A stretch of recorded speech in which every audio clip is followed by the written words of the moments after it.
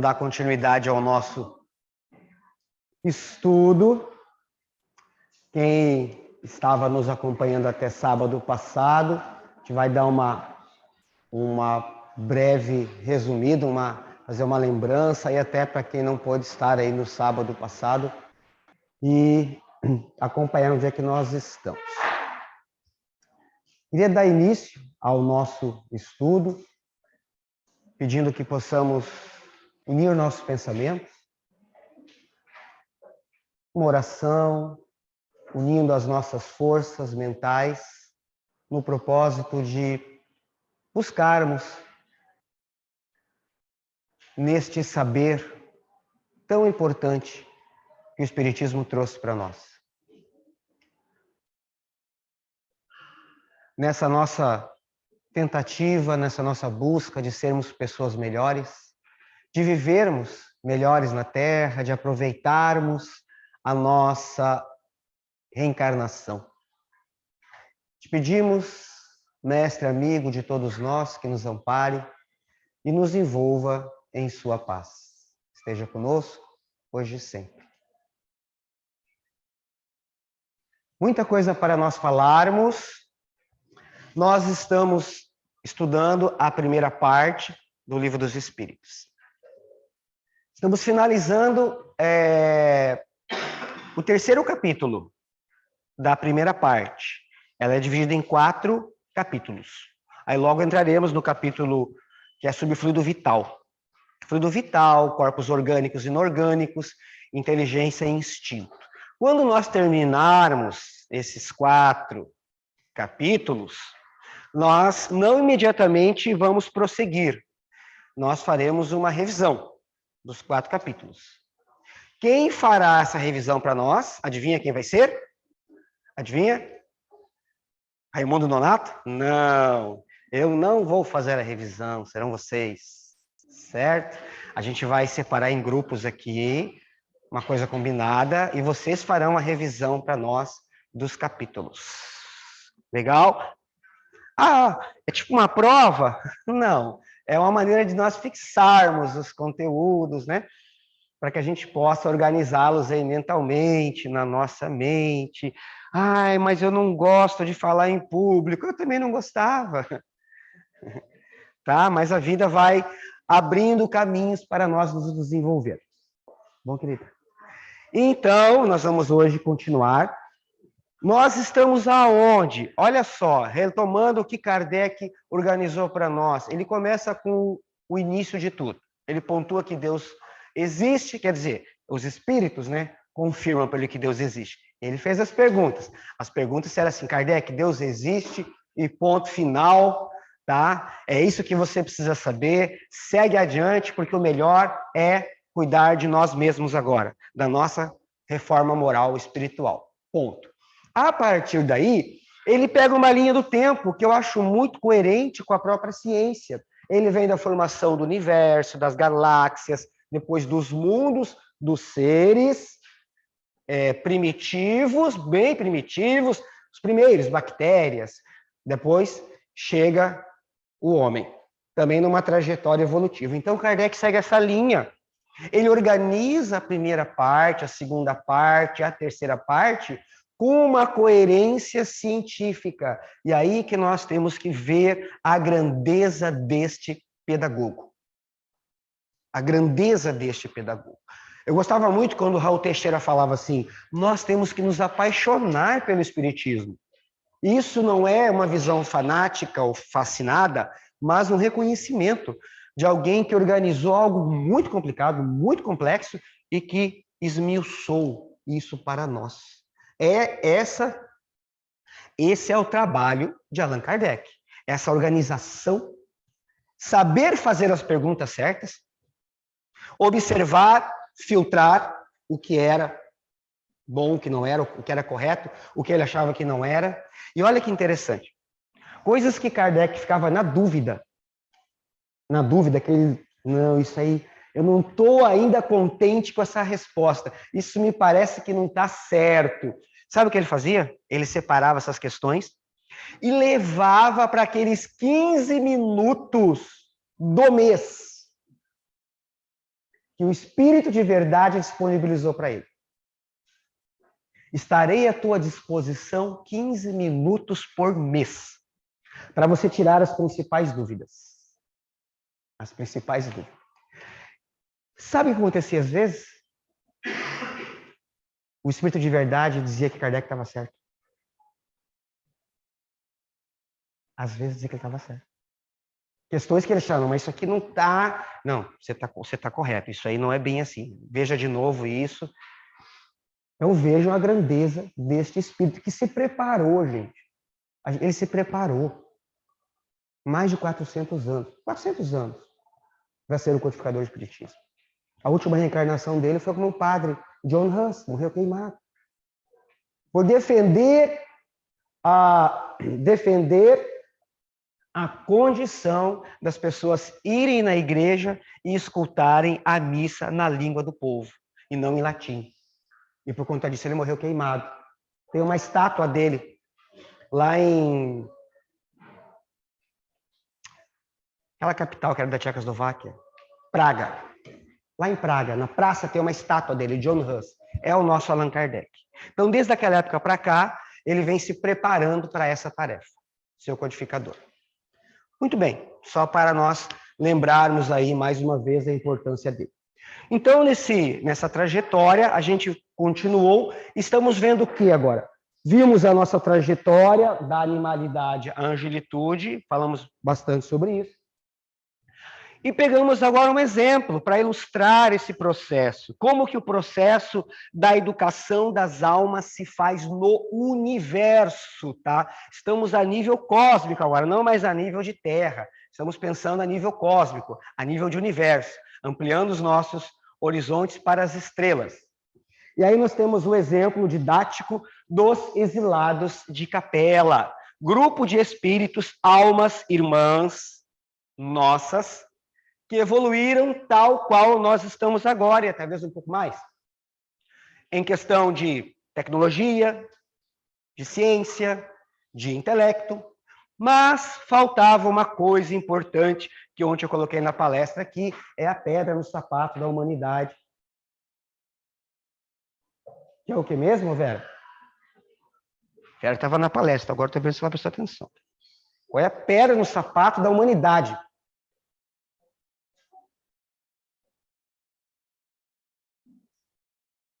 Esse aqui, ó. Ai, esse. Esse daqui é um problema, gente. Porque esse aqui, às vezes, consegue até fazer altos cálculos, né? Tá? Agora, esse daqui é um problema. Claro que isso aqui é muito figurativo, né? A questão do coração, é a alma que sente, é a alma que pensa. Mas a gente fala coração se referindo aos nossos sentimentos, às nossas emoções. E aí está o nosso problema. O nosso problema não é o cognitivo. Porque fazer conta a gente aprende. Alfabetizado, sem problema nenhum. Você pode pegar o espírito que for. Ele vai ter um pouco de dificuldade, mas ele vai aprender a ler e vai aprender a somar 2 mais 2. Ele vai conseguir. Agora, você ensinar para ele perdoar, tolerar, amar, esquecer, não guardar mágoa, não ser ciumento, não ter vaidade, não ser orgulhoso. Aí é outra situação. E como diria a música do cancioneiro popular, só o tempo muda um coração. Só o tempo muda um coração. E é esse problema do coração, das emoções, dos sentimentos, dos relacionamentos, que trouxe os capelinos para cá. Exilados de capela por conta disso. Eles eram inteligentes, conhecimento, mas as ações deles no mundo estavam atrapalhando o mundo. Perdidos pela vaidade, pelo orgulho, pela ambição, pelo espírito belicoso, né, de fazer guerras, de conquistar, sem se importar com o que está acontecendo, em nome do nosso território que nos pertence, eu vou jogar uma bomba ali. Ah, cara, mas tem civis ali. Não, isso é consequência da guerra. Posso fazer nada. Não, mas tem gente... Não posso fazer nada. Gente inocente. Não posso fazer nada.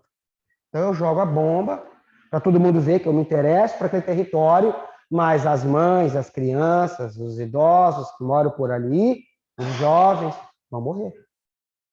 Porque eu quero aquele território. Eu acho que me pertence.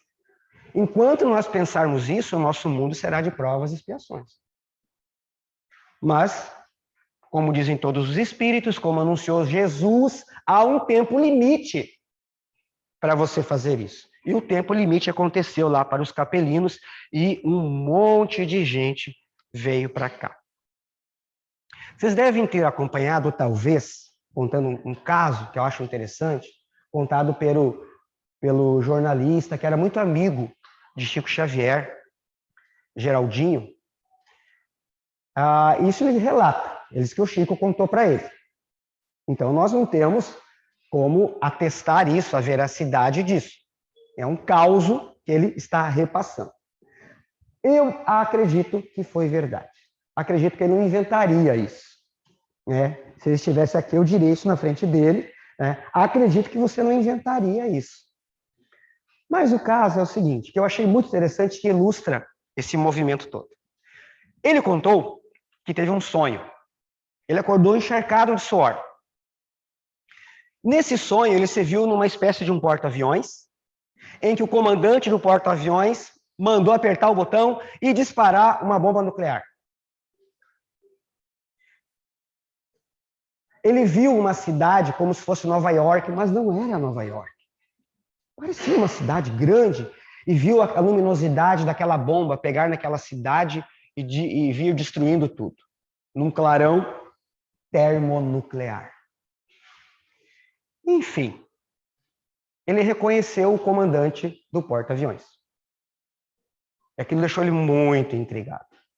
Não pode ser Chico Xavier, o comandante do porta-aviões, que mandou apertar o botão de contra-ataque? Né? Ele ficou com aquilo na cabeça dele, foi na casa do Chico, isso nos anos 80, e ele conta que entrou e o Chico estava reunido com outras pessoas, e ele falou assim, Chico, eu tive um sonho com você. Ele espera. Todo mundo saia da sala. Daí ele contou o sonho, né? Contou o sonho emocionado. E o Chico só ouvindo e falou assim, meu filho, você foi muito longe, meu filho. Ele, como assim, Chico? Não pode ser. A bomba nuclear foi inventada nos anos 40. Como é que eu ia sonhar uma coisa dessa se eu nem estava lá na Segunda Guerra Mundial? Sim, é porque isso não foi aqui. Mas onde que foi? Num planeta, na estrela de Capela. Você voltou 7.000 anos no seu sonho. Isso foi um fato. Eu estava lá, e você também. E ele falou assim, e sabe mais? Por isso que ele contou com tantos detalhes, né, que eu vou dar a mão à palmatória e ele já dizer que foi verdade. E sabe quem mais estava lá? Que foi o presidente que autorizou o disparo nuclear? Bezerra de Menezes. Estava lá. Então, esse grupo de espíritos, esse espírito valoroso que nós admiramos e que tem atuado no movimento espírita do lado espiritual há muito tempo já, que é Bezerra de Menezes, desde que ele desencarnou em 1900, estava lá e foi um dos exilados de Capela para cá. Tá? Isso tem toda a coerência, porque é assim que funciona. Altamente inteligente, capacidade de conhecimento, de raciocínio, mas o coração ainda não se abriu para uma coisa chamada amor ao próximo. Então, por isso que eu entendo que essa história tem tudo a ver, faz sentido, e ilustra bem esse nosso exemplo. Querem falar alguma coisa? Existe uma coisa que os antigos velhos falam, que são registros acásicos. Acásicos. Existem acásicos como se fosse um portal para o tempo e o espaço, onde tem acesso a tudo que está a acontecer como se fosse agora.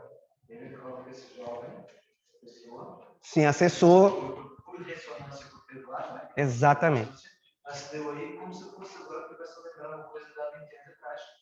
Porque o tempo e o espaço lá não existe. Aham. Você está no Terra. Isso. E ele pegou esse registro aí. O fluido cósmico que nos cerca registra tudo.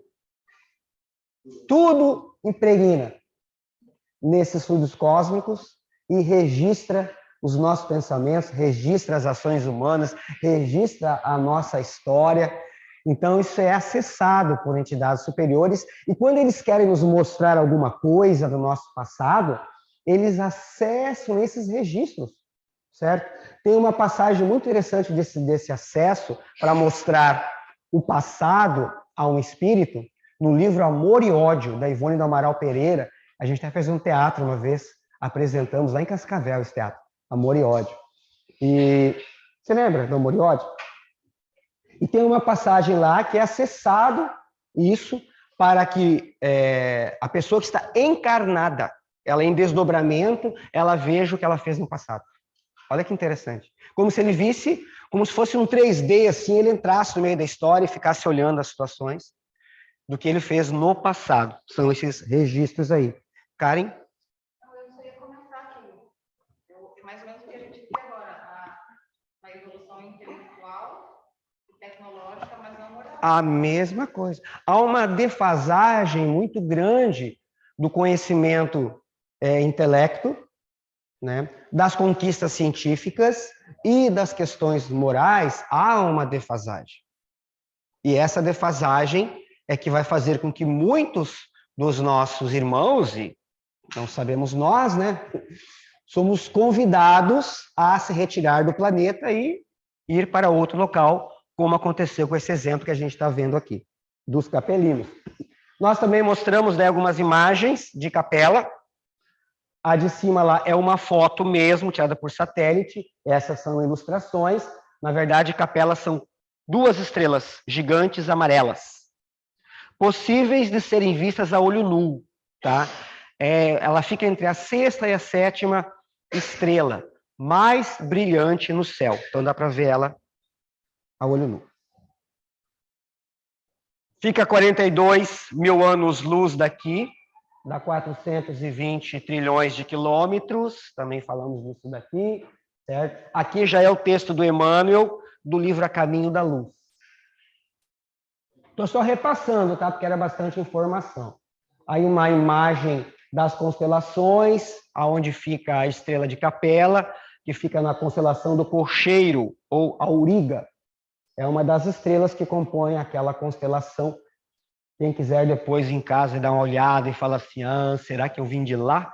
Então você dá uma pesquisada na internet, em que posição que ela está nesse mês, né?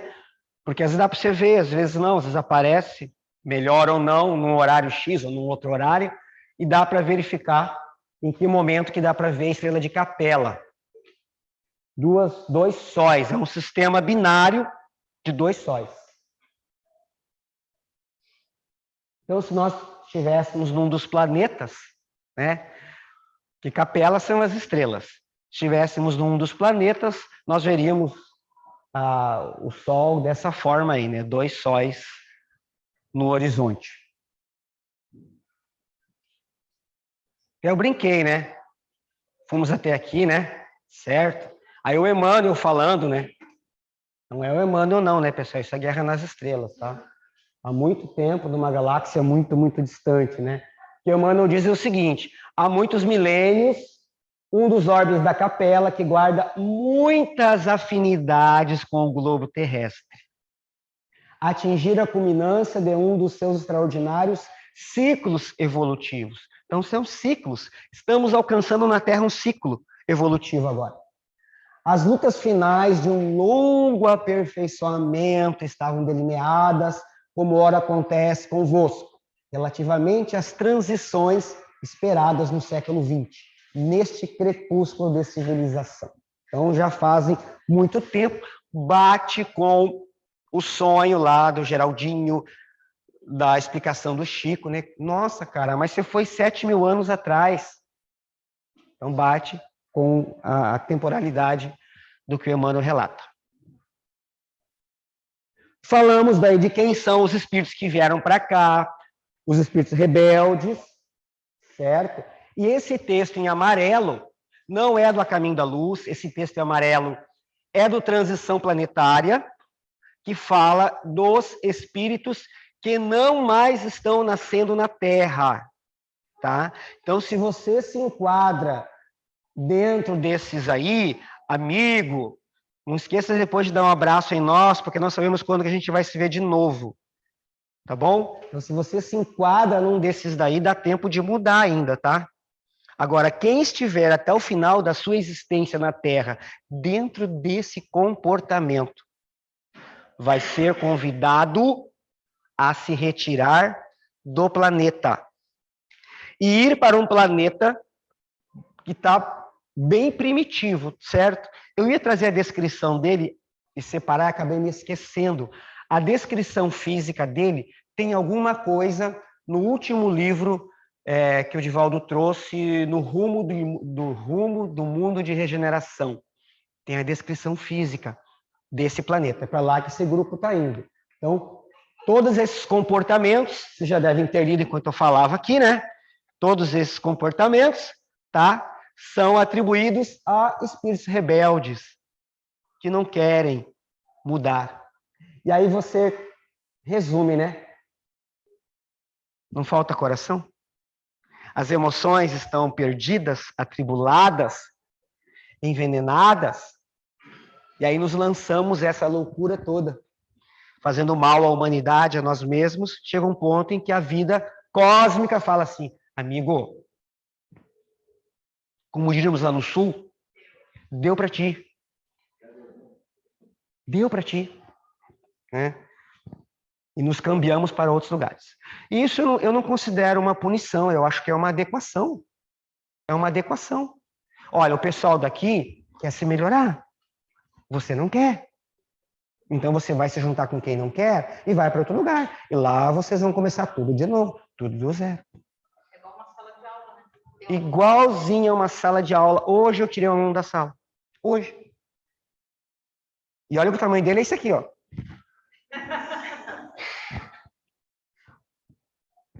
Pensa numa criança tentada e multiplica. Ô, Adriana, Tá? Eu levei, era um trabalho com cestaria indígena, então eu tinha que fazer os rolinhos de papel primeiro, né? Um palitinho. Ele estava cutucando os outros com palitinho. Aqueles de espetinho. Imagina? Isso foi o mais leve que ele fez. Então, aí a turma querendo fazer as coisas. Eu não tive outra situação. Olha, eu vou tirar você da sala. Não vou. Quero ver você me tirar. E a alma velha que se contém, né? Certo? A vontade de falar assim, cara, tu é um espírito mais velho que eu, viu? Só porque tu é criança, tu acha que eu não vou tirar? Não, não dá pra falar isso, né? Mas dá vontade. Então, eu tive que tirar da sala, meio que quase que a força. É um problema hoje você fazer isso, porque qualquer coisa pode se reverter contra você. Eu escolhi a pior fase da humanidade para dar aula. O professor não tem vez para nada hoje. Enfim, é um exemplo. Saiu da sala, foi para a diretora já conhece o perfil do indivíduo, né? Já enquadrou ele, né? A sala voltou ao normal. A sala voltou ao normal. Era isso que eu desejava? Não. Mas chegou um ponto que não deu mais porque estava prejudicando os outros. Por isso que o exemplo é muito interessante. Chega um momento em que grandes grupos começam a prejudicar aqueles que querem avançar. Nós queremos paz, nós queremos melhora, nós queremos isso e aquilo, mas não dá porque tem um grupo que não deixa. Esse grupo, então, é convidado a se retirar. E assim que acontece a evolução de cada um de nós, é assim que acontece a evolução dos mundos, é assim que aqueles que quem sabem mais ensinam quem sabe menos, e a coisa vai infinitamente. Alguém ia falar alguma coisa? Isso, Eliane. tá. Esses irmãos vão para esses planetas inferiores. Pessoas em dias atuais, né? Eu pergunto, quando essas pessoas vão se melhorarem? Porque se forem para esse planeta que tem o mesmo segmento, o mesmo procedimento de ser, não tem um coração, como que vão se melhorar? Tá? Cada um por si. Mas se estão todos ali, com a mesma intenção, com a mesma dificuldade da melhora, será que um dia vão melhorar? Querendo aí Vamos ver. outro lugar, né? Vamos chegar lá daqui a pouco. Que tem assim, eu vou comentar isso em cima de uma imagem aqui, tá? Então, segura um pouquinho a tua pergunta. Bom, as comunidades, olha, pessoal, olha que organização, eu fico fascinado com isso. As comunidades espirituais diretoras do cosmos. Tem gente que lê isso aqui e não consegue perceber o que está por detrás dessas palavras. As grandes comunidades espirituais diretoras do cosmos. Não é pouca coisa, gente. Não é pouca coisa. A nossa galáxia ela é infinitamente grande. Pensa agora em entidades espirituais que cuidam disso. Isso não entra na minha cabeça. É muito grande, a nossa galáxia é muito grande. Tem 100 mil anos-luz, 200 bilhões de estrelas, trilhões de planetas. E tem gente que cuida disso. E que sabe o que acontece no planeta X, no Y, no Z, no H, no A. Sabe de tudo. Segundo Chico Xavier, tá? Eu falo assim, segundo Chico Xavier, porque a gente, né, confia muito no que ele diz. Né? Jesus cuida de 5 planetas. Sim, todos categorias diferentes. Capela era um deles. Capela era um deles. A Terra é um. Aí tem um que está em formação, que eu suponho, né, na minha adrianice, que seja esse para qual os espíritos estão indo. Um na estrela de Sírius. Né? Tem algumas fontes, né, que chamam esse planeta de Quiron, né, ou Quiron. Né? É um planeta, né? Até ter mais confirmação, né? Kardec sempre fala da universalidade das comunicações, né? Então tem que ter várias fontes falando a mesma coisa para nós termos mais certeza. Mas eu não duvido que seja esse nome mesmo aí. Então eles deliberaram, né, para trazer esse pessoal para cá. Jesus os recebeu. Foi um chororô sem fim. Registrado da perda do paraíso pelos nossos irmãos hebreus. Simbolicamente está lá a decaída dos anjos, a perda do paraíso. Né? Agora você vai ganhar o pão com o suor do seu rosto, porque a situação lá estava muito boa, gente. Pense na vida que nós temos hoje. A gente reclama, porque é natural da nossa natureza. A minha sogra conta que ela lavava roupa no rio. Pegava água do poço. Então, era um dia de trabalho braçal, em função de fazer comida e lavar roupa, era o dia inteiro fazendo isso. Não sobrava tempo para você fazer alguma outra coisa. Cortar lenha. Né? E isso há quantos anos atrás? Séculos? Pessoal, 50 anos atrás, 100 anos atrás. Então, a vida que nós temos hoje é uma vida muito boa, no sentido de coisas ao nosso acesso, que facilita nosso acesso. Você precisa de um remédio, tu vai na esquina, tem uma farmácia. Você tem hoje, né, as entregas. Então, ó, é isso que eu me refiro. Então, a vida se mobilizou, tem lugares na Terra que ainda não tem luz elétrica, infelizmente ainda tem, mas, no geral, a gente não pode reclamar da vida. Tem campo de trabalho? Tem campo de trabalho. É uma luta, às vezes não é fácil, mas tem campo de trabalho. E se você não tem o que comer em casa, cara, se você pegar um saco de laranja e for para o semáforo, você vai vender. Ou seja, a vida te dá mil e umas soluções. Basta que você procure elas. Não estou minimizando nem potencializando nada. Estou dizendo que isso é fato. Você vai encontrar um jeitinho de você sobreviver, se você quiser. Honestamente, é claro. Né? Honestamente, tá? Porque senão a gente entra naquele grupo, né? E aí eu não sei o que pode acontecer. Alguém ia falar, amigo. O que aconteceu? Eu morava no interior de São Paulo, em 1984, 85, num sítio, né, que, apesar que já tinha energia, mas aí não tinha uma bomba elétrica no posto. Então, a gente ficou com 7, 8 anos de carro. uma tia minha que morava um pouco afastada da gente lá, ela não tinha energia, ela lavava a roupa comigo. Ah, então. Pensa agora a gente perder tudo isso. E ter que ir para um lugar que não tem nada disso. Nada, mas nada, nada, nada, nada. Ninguém inventou. De repente não inventaram nem a ferramenta. E aí a gente, né, chega lá e não, espera aí, eu acho que dá para fazer isso, vamos fazer isso. E a gente vai revolucionando o lugar, vai conhecendo quem não tem esse conhecimento, e a gente tem esse conhecimento intuitivo, arquivado, e vai modificando as coisas.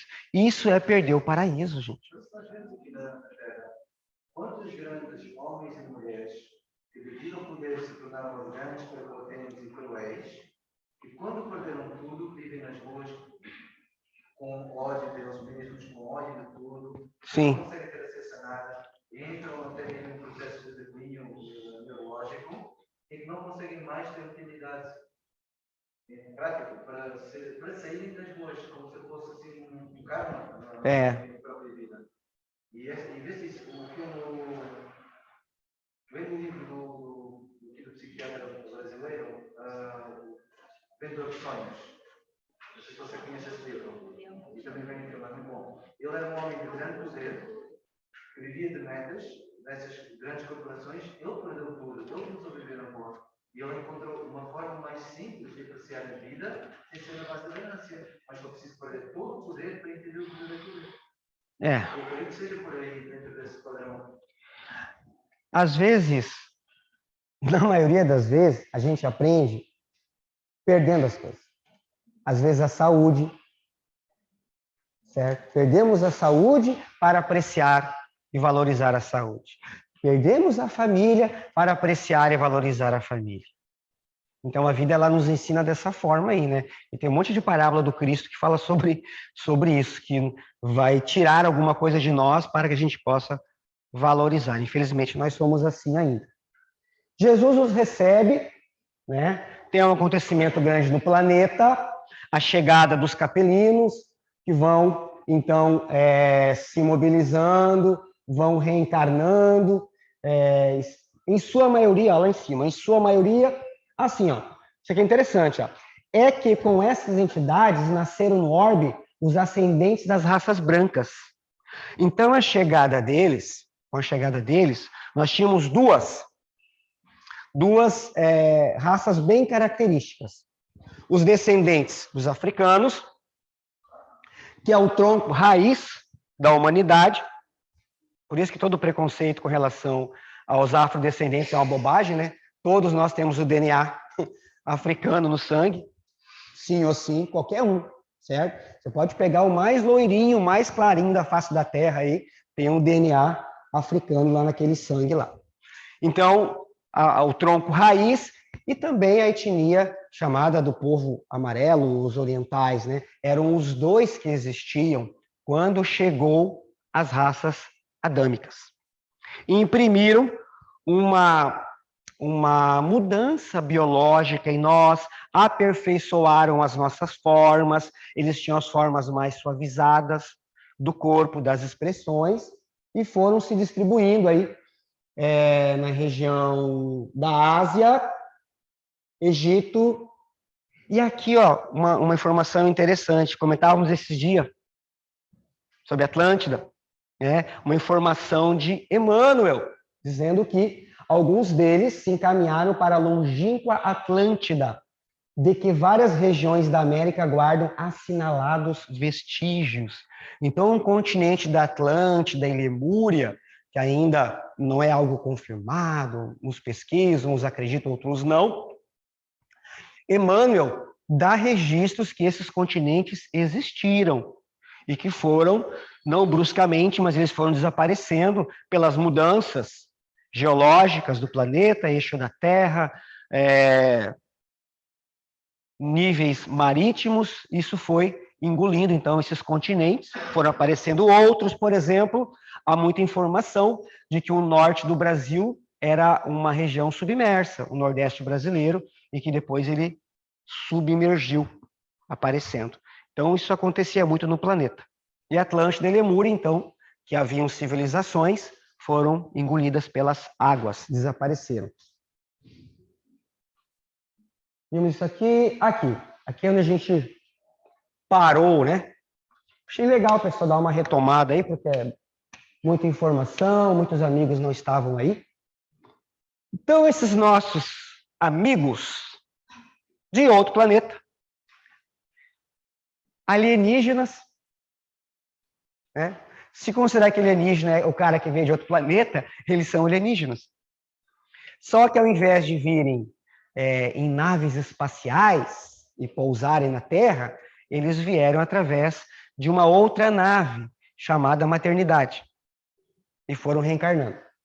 E se mesclaram, então, formando quatro, disseminando-se, né, surgindo em quatro grandes povos: os egípcios, imagem lá em cima, os hebraicos, os indianos e os indo-europeus. Cada um deles teve objetivos, cada um deles carregava dentro do grupo as suas próprias dificuldades, Eliane, alguns mais, outros menos. Alguns mais endurecidos, outros menos endurecidos. Os menos endurecidos, os com menos questões kármicas, foram os egípcios. Tá? Os com menos questões kármicas foram os egípcios. Tanto é que Emmanuel relata que logo, em pouco tempo, muitos deles conseguiram voltar para o planeta de Capela. Voltaram já redimidos das suas ações. Trouxeram tecnologia, matemática, a medicina, a espiritualidade, e um monte de coisa, né? Começa a listar aí, né? Da civilização egípcia. Enquanto os outros eram mais endurecidos, ou mais vaidosos, ou mais egocentrados, mais exclusivistas. Quem que vocês acham que são os mais exclusivistas ali daqueles povos, desses quatro aí? Os hebreus, né? Eles são muito exclusivistas. Assim, ó, nós é que somos os caras aqui, tá? Os outros não. Ou seja, somos o povo escolhido. Né? Aquilo marcou muito para eles. Né? Certo? Eles são muito exclusivistas, né? Os indianos trouxeram muita espiritualidade, mas na sequência eles também se cristalizaram, por eles terem muita espiritualidade, muito conhecimento, foi surgindo os párias, as classes, né? E isso cristalizou-se, tá? Emmanuel fala que é um problema isso. Nessa cultura, houve uma cristalização. Nós temos até hoje os párias na Índia. Essa diferença de classe que não permite quem nasce numa classe inferior não pode ter acesso. Quer falar? Sabe, não tem, tá condenado a viver daquele jeito lá, coitado. Aí eles cristalizaram muito uma coisa também chamada karma. Cristalizaram isso. É um karma, então ele tem que viver assim e pronto. Não é bem assim que funciona. Tá? Claro que o karma é uma... Karma, na verdade, o karma, ele não quer dizer que seja bom ou mal. Karma é consequência. O karma é uma consequência de uma existência. A gente às vezes atribui, né, que o karma é uma coisa ruim. Né? Isso é um karma. O karma é uma consequência. Ele pode ser bom, ou pode ser ruim. Mas geralmente a gente dá uma conotação de que é ruim. E os indo-europeus, eles eram os mais embrutecidos, os mais guerreiros. Os indo-europeus eram os mais guerreiros. Digamos que era aquele grupinho lá de Capela que queria fazer guerra. Eram os romanos da nossa antiguidade. Certo? Adoravam uma guerrinha. Tem um povinho lá do norte, né? Certo? E o pessoal insiste em ficar ensinando a cultura e a língua deles aqui para nós. Não vou dizer quem. Mas eles adoram uma guerrinha. O povinho que adora uma guerrinha é o tal do americano, né? Como ele gosta de uma guerra, cara. tudo que é guerra que teve... Hã? Eu ia falar, né? A águia tem essa coisa de predador, né? Então, se você pegar, assim, as guerras, como eles estão sempre envolvidos, né? Não vou nem falar a Primeira e Segunda Mundial, porque envolveu muita gente, mas depois a Guerra da Coreia, o Vietnã, as guerras lá no Mediterrâneo, né? Eles estão sempre lá envolvendo em algum combatezinho. Engraçado que tem uma frase de Jesus, né, que fala assim, ó, aonde estiver as águias, lá estarão os cadáveres. Exatamente. Capitalismo selvagem. Exatamente. Então, assim, há muito interesse nisso, né? E a guerra é assim, em resumo, qual é o objetivo da guerra? É poder e dinheiro, é isso que move uma guerra. Então, eles, né, estão sempre esticando um braço ali, um braço aqui, mas não é para salvar o amigo, para ajudar o fulano, né? Tem sempre interesse. Pessoal, tem um documentário, aproveitando o gancho, da Guerra do Vietnã, tá? Quem gosta de história, dessa parte, o governo, inclusive um dos queridos da América, que é o JFK, John Kennedy, eles sabiam que a guerra estava perdida. Eles sabiam que a guerra do Vietnã estava perdida, não tinha condições de vencer a guerra, e eles continuavam mandando soldados. Tá? Mandando soldados para a guerra. E eu sempre gostei dessa história, documentário, e depois descobri que tinha um filme com Tom Hanks sobre isso, tá? Que é de um jornal que ousou expor isso. Tá? Um jornal que ousou, na época, expor documentos atestando que o alto escalão da América sabia que não tinha chance de vencer, mas continuava convocando e mandando soldado lá para morrer. Que amor, né? Pela pátria. Ó, já perdemos, mas vamos mandar gente. Interesses econômicos, tá? E políticos, tá? Isso, então, é um fato da guerra, né? Porque quem sofre na guerra são os que vão, né? Os que ficam apertando o botão estão só ali administrando seus interesses. Toda guerra é desse jeito. Voltando, então, aos nossos irmãos mais guerreiros, em contrapartida, diferente dos outros que se achavam superiores, eles contribuíram para a miscigenação com os povos mais antigos. Então, eles partiram daquelas regiões ali do Irã, das planícies do Irã, e foram se espalhando, vindo para a Europa, aquela parte da Europa, parte norte, parte central, parte sul, Grécia, Itália, Roma, Alemanha, França, Inglaterra. Todos esses países são remanescentes dos indo-europeus, ou, como erroneamente a Alemanha de Hitler entendeu, os arianos puros. A raça pura é ariana. Foi um engodo aí, de etnia da Alemanha na época, achando que a raça ariana era a raça pura, a raça superior, porque foram os arianos que colonizaram a Europa. Mas descendentes dessa mistura dos troncos africanos e depois da chegada dos capelinos, e eles então foram se espalhando pela Europa e sul da Ásia e norte da Ásia, mas eles tinham essa característica, eles conviviam com os mais selvagens, se mesclavam, se miscigenavam, e isso foi mudando a cultura deles e melhorando as características. Porque quando eles chegaram na Europa, nós tínhamos ainda neandertais na Europa. Quando eles começaram a se expandir, ainda haviam neandertais, cerca de 10 mil anos atrás. Então, eles têm esse grande papel, que é a miscigenação com os povos mais antigos da Europa. Mas o fio guerreiro está ali, né? Aí você vê, né? Os gregos, os romanos, né? Alexandre o Grande, toda aquela galera que adorava uma batalha. Como o kardecismo enxerga os deuses gregos, romanos, até mesmo os indianos, deuses indianos? Como o kardecismo enxerga essas entidades? Ou esses nossos deuses? A gente fez um estudo bem nesse ponto aí, no sábado, em 2 sábados atrás, no grupo da mediunidade. E eu trouxe vários exemplos, vários históricos do nascimento de vários deuses. Um deles, eu citei aqui, Osíris.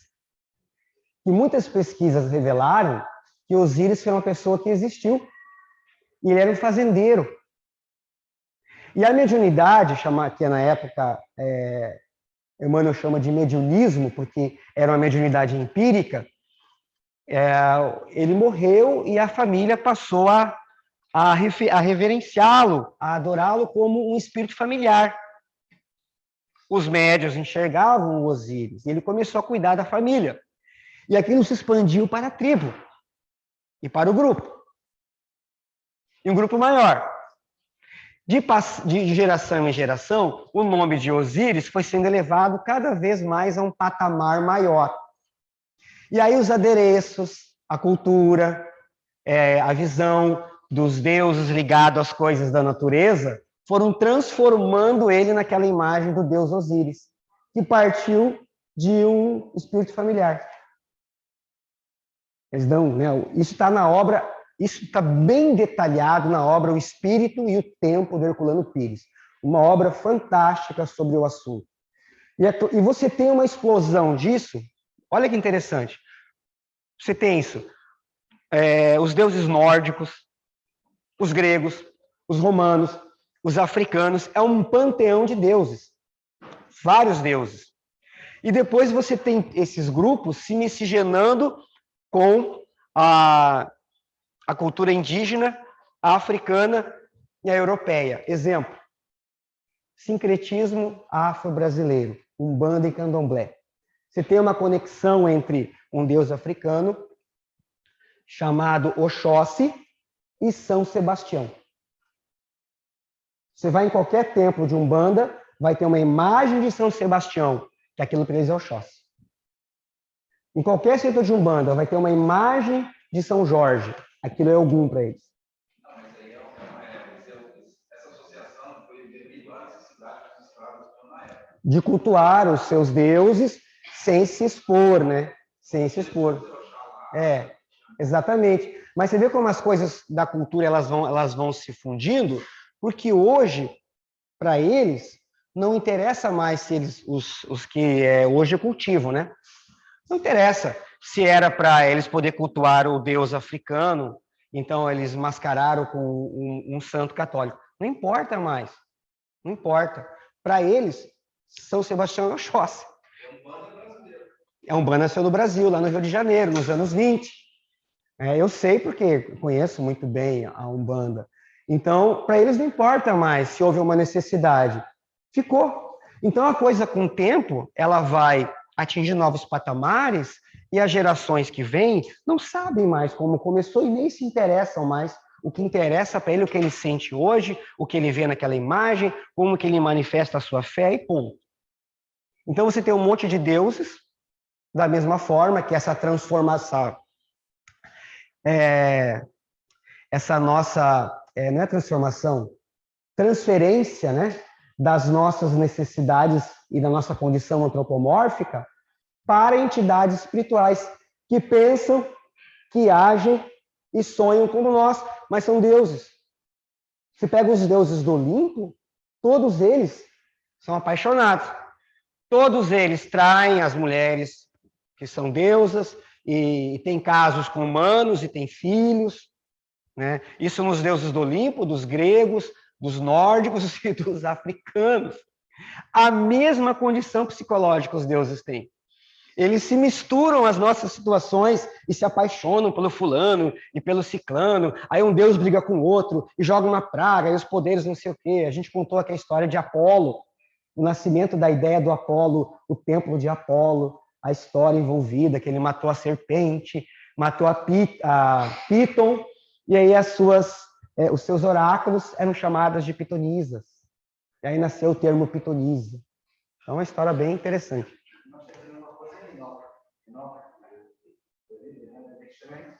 Quando fala de leitões e anjos que na Terra conceberam com as humanas e criavam letras grotescas e para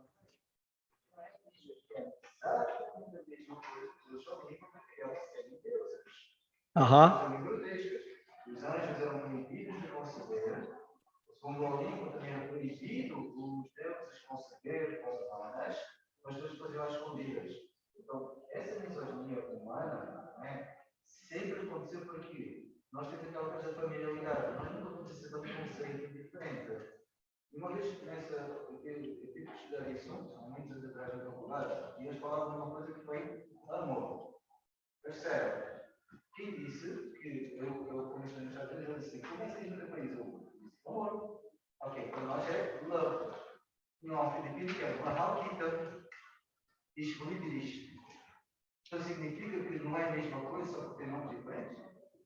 O amor não deixa de ser amor, depende apenas de quem expressa. Então, todas essas divindades são a mesma coisa. Só que de outras culturas foi necessário atribuir outros nomes, outras cores, outros adereços, mas é mais ou menos a mesma coisa. Eu gosto muito de quando a gente toca nesse ponto, chegar numa clareza da ideia. E o que eu acho que dá uma clareza nisso tudo e justifica o porquê disso é o caso que o Divaldo contou de quando ele esteve lá no México, tá? Está numa obra que foi compilada das suas histórias, Estrela, alguma coisa assim, agora não lembro. É um livro do Divaldo que fala sobre histórias dele, da Sueli Caldas, lá que organizou Semeador de Estrelas. E que ele esteve lá no México e fazendo uma palestra para um grupo de praticamente índios, certo? E que ele ficou muito entusiasmado porque falaram para ele que ele iria falar no Palácio de Metal. Ele, Palácio de Metal. Ele ficou imaginando, né? Era um barracão de zinco. E deu a maior chuva na hora. Uma tempestade e acabou a luz. E aquilo era aberto, entrava vento, chuva, aquele barulho no zinco, né? Ele falou assim que as pessoas que estavam ali, lotado, não deram um pio. Era um silêncio tumular. O respeito por ele. Olha só. E nós, os grandes civilizados, né? Eu vejo isso, gente. Sala de aula e fora dela com os professores. Os professores reclamam dos alunos. Reunião de professor. E eles não calam a boca. Eu fico observando. Está lá o diretor falando, o pedagogo querendo passar uma informação e... Meu Deus, como que você vai querer uma coisa que você não faz? Já está em nós essa falta de compostura. E ele falou que as pessoas não deram um pio, esperaram quietinhos. Ele fez a palestra, falou, teve uma cura nessa palestra. Teve uma cura, tá? É muito legal a narrativa dele. E aí vem um negócio interessante. Ele viu uma entidade com asas entrar, dourada, uma roupa dourada, como se fosse igual a um deus mexicano. É que eles usam uma coisa na cabeça assim, né? Igual a um deus mexicano, o peito desnudo, e um saiote, igual a um deus mexicano. E ele entrou, né? Meio que flutuando, né? E o Divaldo perguntou quem ele era. Ele falou assim, eu sou Huracan, um deus da tribo, que eu não me lembro agora o nome da tribo, do local. E ele falou assim, mas por que você se apresenta desse jeito? Olha só, porque só assim eles me dão ouvidos. Isso aí, só acrescentar um negócio. Na internet, você procurar, o Padrinho Gedeon. O Padrinho Gedeon, ele é da Ayahuasca, o pessoal da Ayahuasca. O que acontece? Quando ele em vida, ele teve essa graça de receber o que mais traumatizou ele numa vida passada. Ele era, isso é Gedeon, chamaram de Gedeon. Ele era de uma tribo indígena americana, onde os soldados americanos dizimou a tribo dele, matou todo mundo, dizimou mesmo. Adoro os americanos. Isso ficou enraizado. Aí ele, se você for pela internet, tem um relato dele todinho lá, o que aconteceu, os detalhes, né? Inclusive, depois no final ele fala assim, olha, Jesus teve para mim, mas na época Mas ele se apresentou como ele se apresentou. Você apresentou a igreja católica, né? Aham. Ele se apresentou como fosse um índio. Exato. Então é o mesmo. É. Só que numa configuração diferente, porque imagina se aparece ali Jesus. Sim, exatamente. Ele não é respeitado. Exatamente. E aí, a mesma coisa, o Huracán falou, eu me apresento dessa forma para me ter acesso, porque em todo lugar tem um médium. Em todo lugar tem alguém que vê. Seja a tribo, seja a religião, seja a etnia, seja a crença que for, alguém vai ter mediunidade. Que daí vai ter nomes diferentes, né? Pajé, médium, profeta, sei lá o nome que derem, né? Ontem, naquela pesquisa, Vera, sobre os samaritanos, eu descobri que lá, os remanescentes, lá de Samaria do Cristo, tem os videntes. Os palestinos vão lá consultar os videntes e os judeus também. E os samaritanos estão no meio, são menos de 1.000. Tá? Uma consulta simples é 30 euros. Já uma vidência específica, alguma coisa mais complicada, é 1.000 euros. Tá? Então, em todo lugar tem. Então, ele falava que daquela forma era o jeito que ele conseguia se comunicar, passar informações, dar conselhos. E isso é importante para nós respeitarmos. Por exemplo, como eu cresci vendo a Umbanda, eu respeito muito. Eu conheço, eu faço as minhas comparações, mas eu respeito. Eu não sei o que é que realmente está por detrás daquelas entidades, que não me cabe julgar. Vi muita entidade da Umbanda dar conselhos a nível de Jesus. E vi muitas entidades também dar conselhos bem baixos. Porque conforme disse Kardec, certificai-vos se os... disse assim, isso foi são muito parecidos João e Kardec, né? Kardec diz assim, a primeira coisa que eu descobri é que os espíritos não sabem tudo. A primeira coisa que eu descobri, não sabem tudo, não têm todo o conhecimento moral nem científico. Dedução de Kardec. E João Evangelista, está na Bíblia. Amados, certificai-vos se os espíritos vêm da parte de Deus. Olha o conselho que ele dá, gente, parece Kardec falando. Está na Epístola de João, capítulo 4 ou 5. Está lá, logo no comecinho, fácil de achar. Conselho de João Evangelista. Então, eu vi muita entidade na Umbanda dar ótimos conselhos, porque eu sempre ficava observando. Mas vi muita entidade também dizer coisas que, para mim, era banal. Então, depende da classe do espírito, depende do médium, depende de várias coisas. Mas julgar, a gente não pode. Não é porque não é uma comunicação mediúnica, dentro da casa espírita, que ela não terá proveito. E muitas entidades superiores estão lá, de alguma forma, tentando acessar o grupo espiritual e o grupo mediúnico. Lemos isso na obra Loucura e Obsessão, aonde o espírito Manuel Filomeno de Miranda acompanha as atividades de uma casa de Umbanda. Olha só. E está no livro do Divaldo. Tem um cidadão lá de Cuiabá, Mato Grosso, uma comunidade, né? Ele pegou um lote enorme lá em Cuiabá e aí ele começou a construir uma biblioteca, centro de estudo, tal, e tudo voltado para o kardecismo. E ele relata isso que eu já vi falando. Ele falou assim, ele tinha um certo preconceito com as religiões lá. Ele falava, comentava, mas ele tinha um pezinho atrás, ele tinha um preconceito. Uhum. Até que, quando ele é muito evidente. Ele é médium, ele vê muito. E aí até que apareceu para ele a mãe menininha, da Bahia. Conversou com ele horas. Eu falei, por que você tem esse preconceito com o meu povo? E ó, ele conta isso. Aí ele começou a mudar a visão dele. Para todas elas. Não vou dizer que é 100%. Lógico. Tem Sim. Então, é a minha constatação de experiência vivenciada, ninguém me contou. Eu vejo atividades da Umbanda desde os 4 anos, eu me recordo. Via incorporação e mediunidade na Umbanda desde os 4 anos. Então, eu acompanhei muito essa trajetória, né, que são dos meus pais. E é o campo deles, é a missão deles. A minha já é outra história. Mas serviu para que eu não tivesse esse preconceito. Que eu entendesse que há também coisas boas lá. E há, como você falou, de vez em quando, se você não se cuidar, aí vai depende muito da moral e do desejo dos médiuns do local. Quanto mais instruído, mais moralizado forem os médiuns, é o que Kardec fala, você vai atrair entidades compatíveis.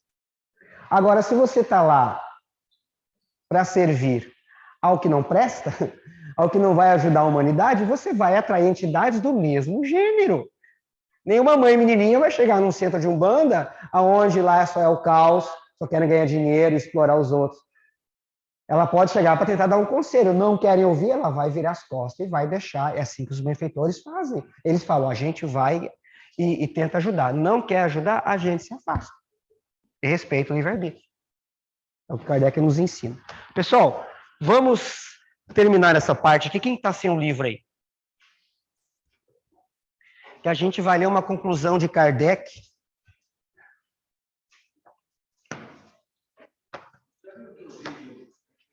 Quem mais está sem?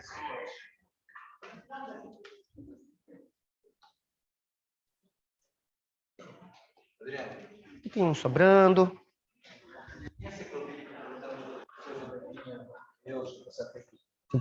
Que é grande. E eles fizeram o teste do DNA das pessoas. Espanhol. Fala, tô te ouvindo, tá? Sim, sim. E eles viram o DNA das pessoas. Ah, eu não sei, cara. Eles perguntaram lá umas pessoas, você é de onde? Eu sou francesa. Sim, Ah, tá. Francesa. Aí, Sim, não vi.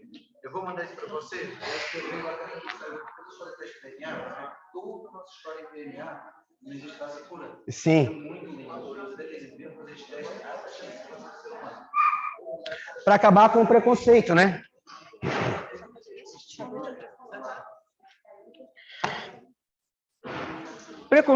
O preconceito racial é uma das coisas mais tolas da humanidade. Uma das coisas mais tolas, porque a nossa raiz, o nosso tronco é africano. E quando a gente soma, Hugo, a gente soma a ciência, né? Para derrubar o preconceito. E aí você traz o elemento espiritual, aí acabou o preconceito.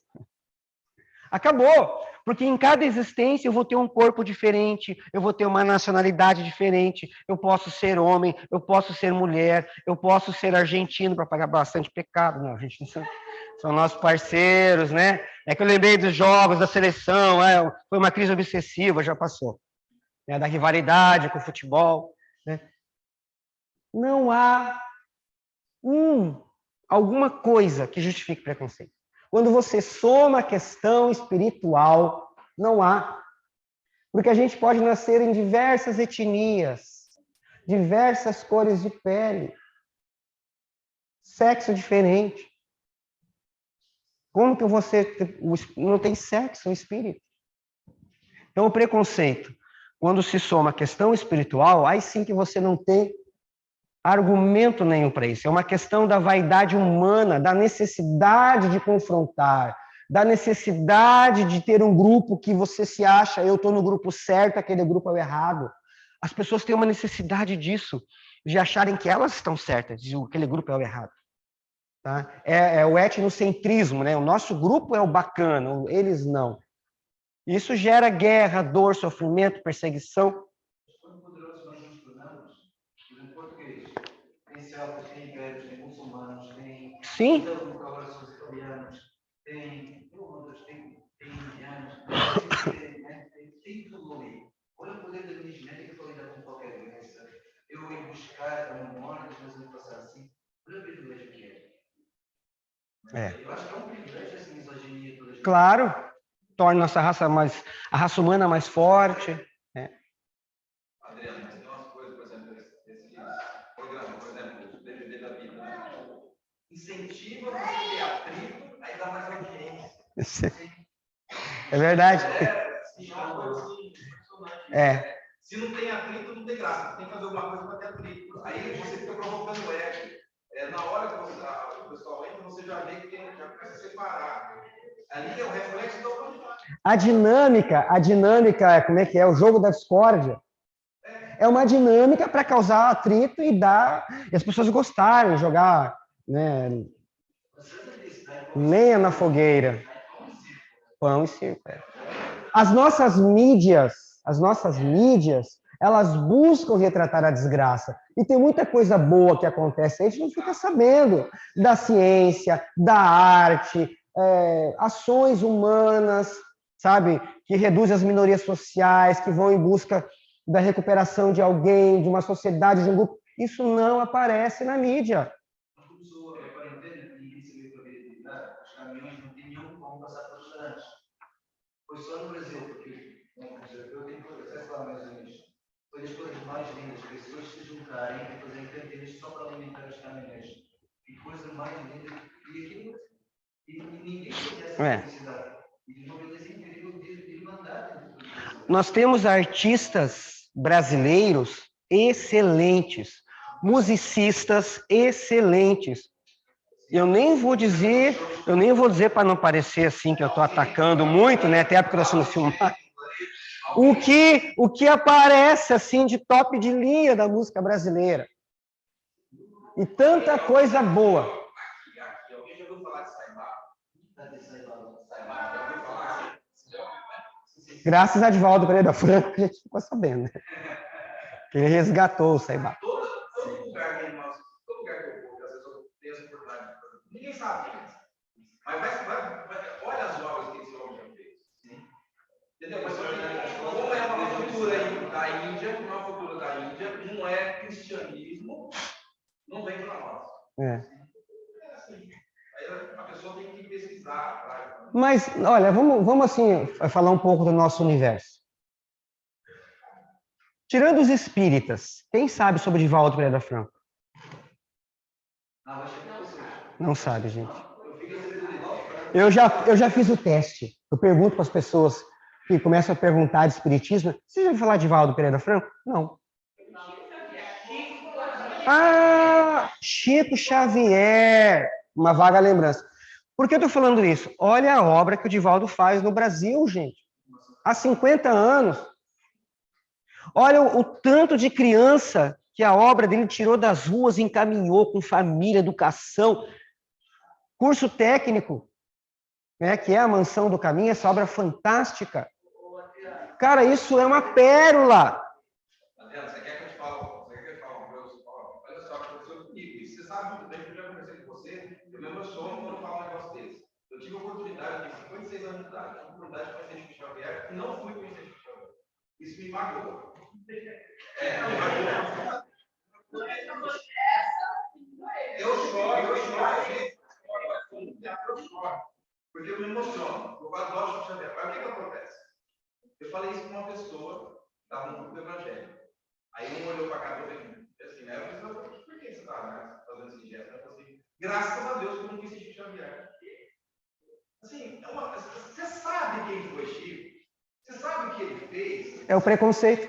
É um preconceito, mas assim, é berrante, sabe? Você fica assim com o coração partido. É um preconceito. Mas isso é a visão etnocêntrica. Sabe, o nosso grupo está certo. Ontem eu citei aqui uma das pessoas mais importantes da humanidade, Madre Teresa de Calcutá. Ah, mas você citou, você é espírita, ela é católica? Qual o problema? É uma pessoa de bem que fez bem para o mundo. Precisamos de mais Madre Teresa de Calcutá no mundo. De mais irmãs Dulces. Precisamos. De mais Gandhis, né? Certo?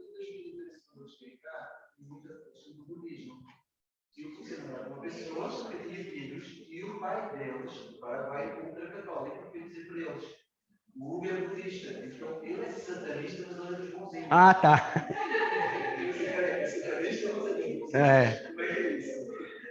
É que nem um espírita que é de mesa branca. Esse é bom. Tá? Pessoal, vamos... Olha, a discussão tá boa, né? Interessante. Tá? Mas vamos avançar. Então, a gente não vai fechar esse capítulo aqui. E eu queria terminar esse nosso estudo com o pensamento racional de Kardec sobre a questão da evolução do nosso planeta. Tá? A evolução humana. A gente vai ler ali, que é o item 59, tá? O item 59, onde ele fala considerações e concordâncias bíblicas concernentes à criação. Como é um textão grandão, tá? É um textão grandão, a gente vai pegar de uma parte que eu já separei aqui, ó. Então, vou dar um tempinho para vocês acharem. Provavelmente, ó, no meu é o seguinte, ó. Vou virar aqui, ó. No parágrafo que fala a existência do homem antes do dilúvio. Tá? A existência do homem antes do dilúvio. Ali que a gente vai começar a ler. Porque até ali ele vai preparando o campo para essa narrativa, essa conclusão que ele vai fazer. A existência do homem antes do dilúvio. Alguém não achou? Então vamos lá. Eu vou pedir alguém aqui para ler para nós. A gente vai acompanhando, eu vou pausando aqui. Quem que está com vontade de ler, assim, está com a garganta boa? Calma, um de cada vez, um de cada vez. Um de cada vez. Tem para todos. Vera vai ler? A Vera vai ler. A existência do homem antes do dilúvio geológico ainda é, com efeito, hipotética. Eis aqui, porém, alguma coisa que o é menos. Admitindo-se que o homem tenha aparecido pela primeira vez na Terra 4.000 anos antes do Cristo e que, 1.650 anos mais tarde, toda a raça humana foi destruída, com exceção de uma só família.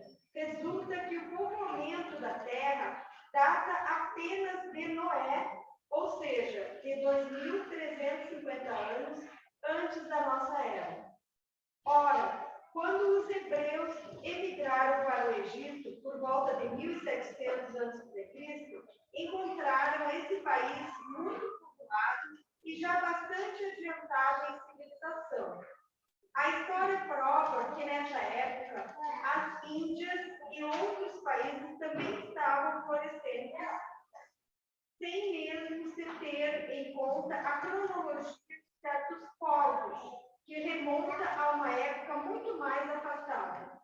Teria sido preciso, nesse caso, que de 2.300 a 1.700 a.C., isto é, no espaço de 600 anos, não somente a posteridade de um único homem houvesse podido povoar todos os imensos países então conhecidos, suposto que os outros não o fossem, mas também que, nesse curto lapso de tempo, a espécie humana houvesse podido elevar-se da ignorância absoluta do estado primitivo ao mais alto grau de desenvolvimento intelectual, o que é contrário a todas as leis antropológicas. Ok, olha que linha simples, é uma linha de raciocínio simples, mas muito inteligente que Kardec traz para nós, certo?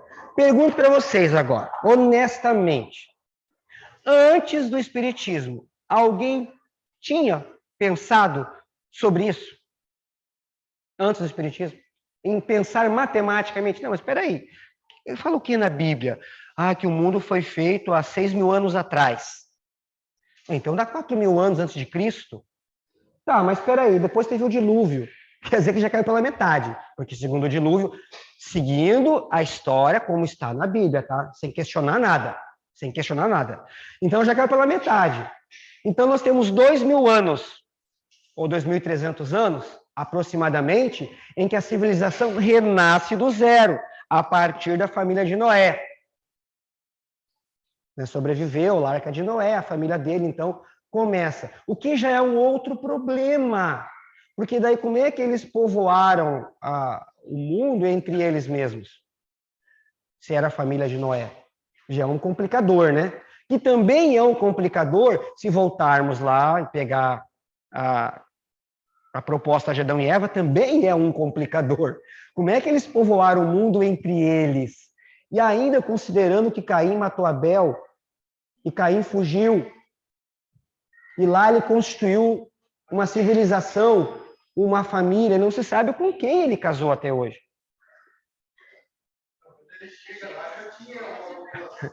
Eu já perguntei isso para alguns amigos que não eram espíritas, e eles falam que existiam, mas aqueles lá não eram filhos de Deus. Eu falei, como então? Ficou mais louco o negócio agora. Quem que era então? Então, assim, são lacunas. Eu tô. Sabe com quantos anos eu questionei a Escritura Sagrada? Com 12. Na minha primeira aula de catequese. Porque eu já tinha lido. Eu assistia todos os filmes sobre bíblicos. Eu assistia todos. De Jesus eu assistia todos quando eu era criança. Continuei assistindo, né, depois. Mas eu assistia todos, porque passava muito. Sessão da tarde, então, Sexta-feira Santa, Páscoa, né? O Manto Sagrado acho que eu vi umas 10 vezes. Então eu assistia todos, os documentários, enfim. Eu tinha esse interesse. E eu li a Bíblia por conta. E me deparei com essa situação. Para onde foi Caim? Porque ele gera uma descendência má. Porque ele era ruim, né? Então ele gerou uma civilização má. E depois vai cair lá naquela história de a Torre de Babel. Lá tem descendência de Caim. Aí por isso que Deus destrói tudo, né? Mas aonde que isso entrava na minha cabeça? E eu fui na aula de catequese, Libra 1, nunca esqueço. Assisti uma aula, porque a catequista não me respondeu a minha pergunta. Até hoje, não me respondeu.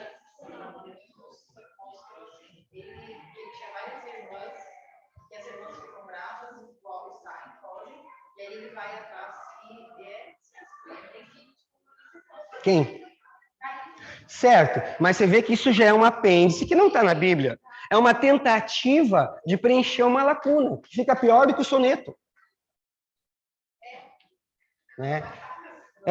Então, claro, a gente entende hoje que isso é uma alegoria, é simbólico.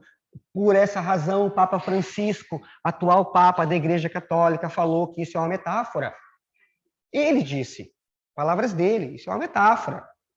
Então, eles estão tentando também desconstruir isso como algo literal, mais para um simbolismo. Mas Kardec traz essa matemática para nós. Vejam que ela faz todo sentido. A escrita é lá dos Sumérios. Tem 8.000 anos atrás. Se você pegar o livro Pergaminho dos Mar Mortos, aí muita coisa que não está na Bíblia está lá. Explica muita coisa.